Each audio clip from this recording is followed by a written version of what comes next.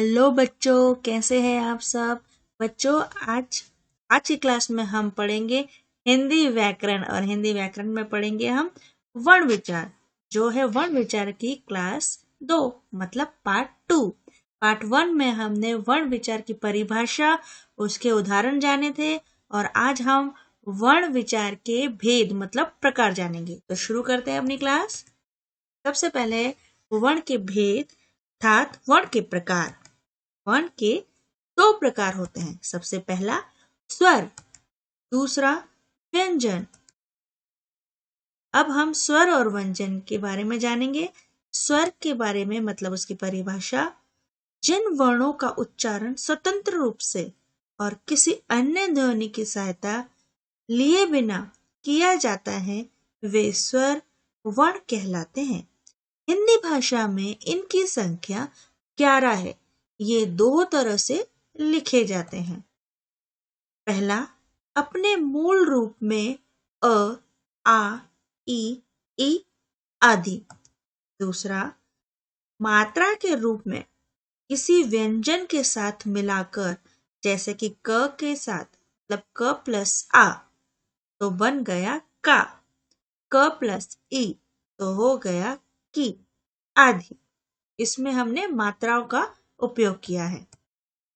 स्वर के 3 भेद होते हैं। अब हमने स्वर की परिभाषा जानी और स्वर के जो 3 प्रकार होते हैं उसे हम जानते हैं। पहला है ह्रस्व स्वर। जिन स्वरों का उच्चारण सबसे कम समय में होता है उन्हें ह्रस्व स्वर कहते हैं। ह्रस्व स्वर 4 होते हैं: अ, ए, उ, री। दूसरा है दीर्घ स्वर। जिन स्वरों का उच्चारण करने में ह्रस्व स्वरों से दुगना लगता है उन्हें दीर्घ स्वर कहते हैं।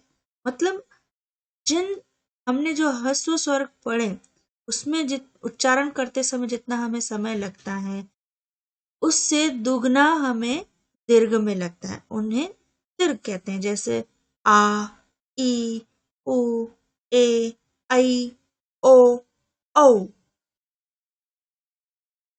लुप्त स्वर, यह है नंबर 3 पे लुप्त स्वर।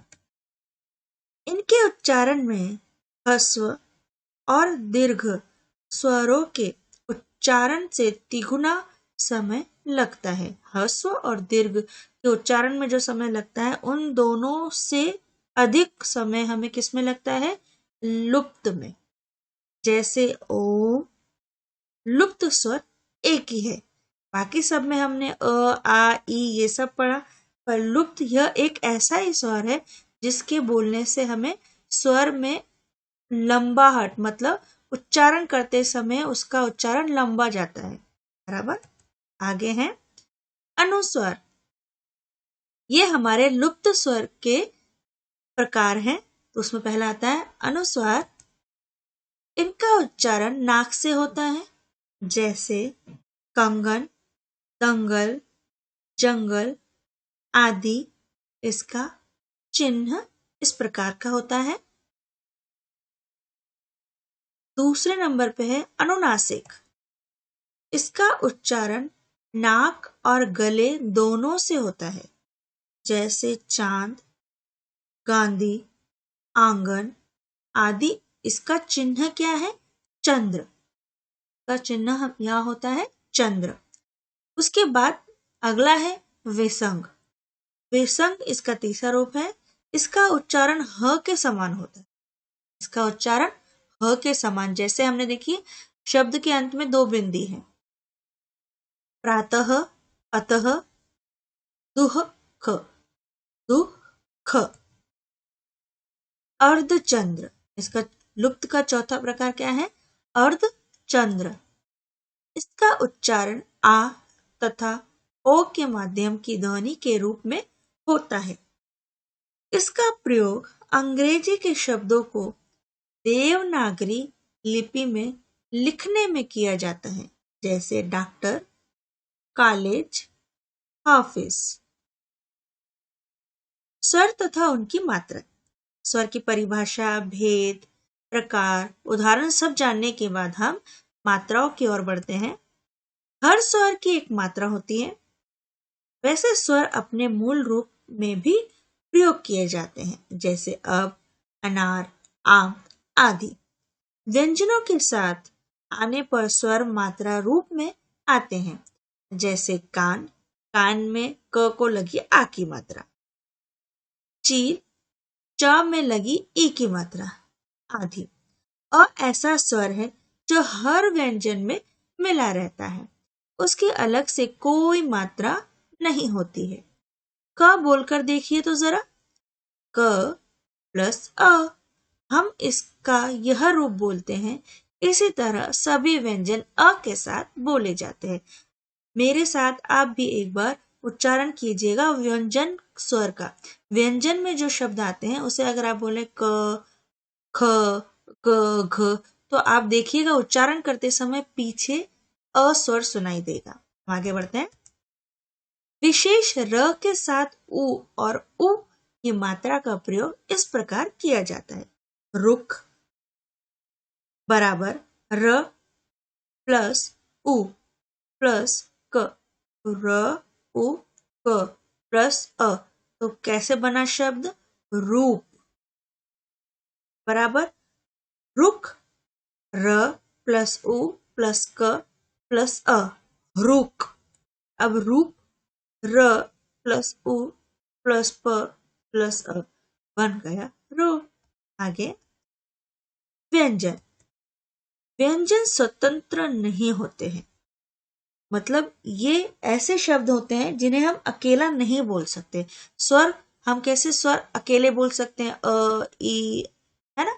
उस तरह से व्यंजन क म स हम अकेले नहीं बोल सकते। उससे बोलने के लिए हमें एक स्वर का प्रयोग करना ही पड़ता है। स्वर व्यंजन स्वतंत्र नहीं होते हैं। इन्हें बोलने के लिए स्वरों की सहायता लेनी पड़ती है। इनकी संख्या 33 होती है। संयुक्त व्यंजन, ऐसे व्यंजन जो दो व्यंजनों से मिलकर बनते हैं उन्हें संयुक्त व्यंजन कहते हैं। जैसे क प्लस श बराबर श, तो हम शब्द बनाएंगे भिक्षा क्षमा। त प्लस र बन जाता है त्र। जब हम त्र देखिए नीचे डंडा है, हम जब त प्लस र हम त्र को बोलना होता है तो पीछे र साइलेंट में आता है। उच्चारण के समय त्र, तो देखिए र आया। श, तो उसमें क हमारा उच्चारण वर्ड आता है बराबर। तो त्रिशूल त्रिभुज। ज प्लस अ, तो क्या? ज्ञ बराबर बनता है संज्ञा विज्ञान। श प्लस र बराबर श, तो श्रमिक विश्राम। द्वित्व व्यंजन, जब एक व्यंजन अपने जैसे दूसरे व्यंजन से मिलता है तो उसे द्वित्व व्यंजन कहते हैं। इन्हें व्यंजन गुंज भी कहते हैं। जैसे क प्लस क पक्का, च प्लस च कच्चा, ट प्लस ट मिट्टी दूसरा पट्टी, ट प्लस ट लड्डू, त प्लस द खतर। संयुक्ताक्षर, दो अलग अलग व्यंजनों के मिलने से बने अक्षर संयुक्ताक्षर कहलाते हैं। जैसे प प्लस प प्यारा प्यास, त प्लस य त्य व्यवहार त्याग, क प्लस य फिजिकल क्य क्यारी क्योंकि, च प्लस छ छ स्वच्छ और अच्छा। संयुक्ताक्षर लिखने की विधि, पहला होता है पाई हटाकर, जैसे प्यार, अच्छा, विश्व, ध्यान, स्वतंत्रता आदि। हलंत, ये हलंत का चिन्ह है, लगाकर। बिना पाई वाले व्यंजनों को हलंत लगाकर उनका अर्हित रूप दिखाया जाता है, जैसे लट्टू, चिट्ठी आदि। तीसरा है पाई हटाकर, क फ जैसे वर्गों में अंत का लटका हुआ गोल हिस्सा कट जाता है, जैसे भक्त, दफ्तर, मक्खी आदि। संयुक्ताक्षरों का हलंत लगाकर लिखना होता है। वर्ण विच्छेद। विच्छेद का अर्थ है अलग करना। विच्छेद का अर्थ क्या होता है? अलग करना, उसे तोड़ना। शब्द के प्रत्येक वर्ण को अलग करना वर्ण विच्छेद कहलाता है। जैसे माता, म प्लस आ प्लस त प्लस आ, तो क्या बना? माता। रक्षा, पहले र के पीछे उच्चारण में अ प्लस क। श हमने आगे पढ़ा, जब हमें श बनाना होता है तो क और श उसके अंदर छुपा हुआ होता है।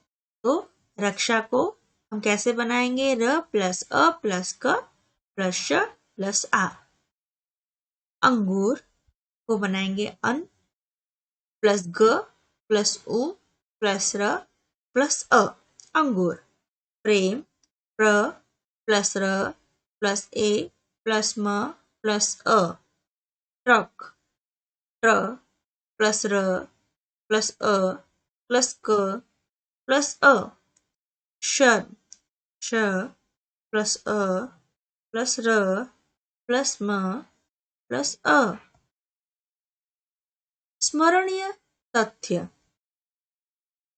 मुख से बोली जाने वाली सबसे छोटी ध्वनि वर्ण कहलाती है। इसके और टुकड़े नहीं किए जा सकते। समस्त वर्णों को एक साथ क्रमानुसार लिखने से वर्णमाला बनती है। वर्ण के दो भेद हैं, स्वर और व्यंजन। स्वर 3 प्रकार के होते हैं, ह्रस्व, दीर्घ और लुप्त। अ, अह, अयोग्यवह कहलाते हैं। स्वरों के लिए निर्धारित चिन्ह मात्राएं कहलाते हैं। तो समान व्यंजनों के मेल से बने व्यंजन दायित्व व्यंजन कहलाते हैं।